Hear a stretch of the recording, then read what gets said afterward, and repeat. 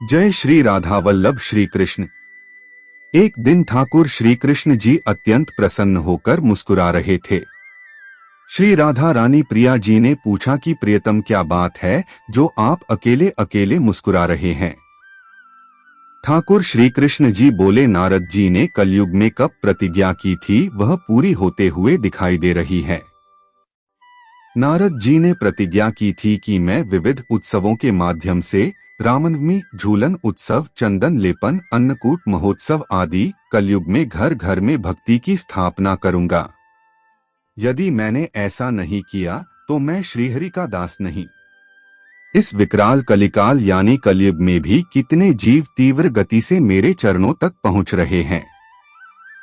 प्रिया श्री राधा जी ने कहा, आप तक पहुंचने का रास्ता तो आपने खोल दिया है। यदि कोई जीव सखी सहचरी बनकर निज महल की सेवा प्राप्त करना चाहे, उस मार्ग को तो आपने खोला ही नहीं, उसको आपने गुप्त ही रखा है। ठाकुर जी ने कहा कि यह रस तो आपकी सहचरियों की कृपा करुणा के अधीन है। सहचरी अनुग्रह न करे तो मुझे भी श्रीमहल की टहल दुर्लभ है। जब श्री श्यामा श्याम में यह रसमयी वार्ता चल रही थी, उसी समय वहां श्री ललिता जी पधारी। एक साथ युगल श्री श्यामा श्याम की प्रेमपूर्ण दृष्टि ललिता जी पर पड़ी।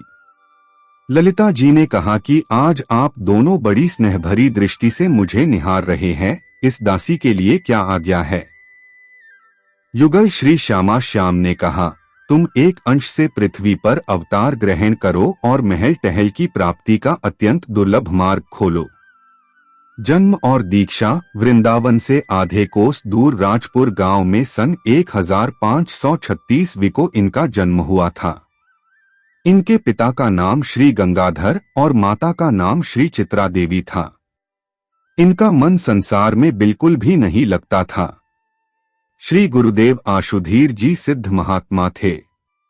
उन्होंने बाल्यकाल में ही स्वामी हरिदास जी के पिता को बता दिया था कि यह बालक ललिता जी के अवतार है और समय आने पर यह भजन करने निकल पड़ेगा, तब इसको कोई रोकना टोकना नहीं। 25 वर्ष की अवस्था में घर त्याग कर वृंदावन के निधि वन में रहकर श्री राधा कृष्ण की आराधना करने लगे और श्री राधा कृष्ण के नित्य दर्शन करते। स्वामी हरिदास जी ने ठाकुर बांके बिहारी जी के विग्रह को सामान्य मनुष्य के दर्शन के लिए प्रकट किया था। श्री राधा कृष्ण समर्पिते।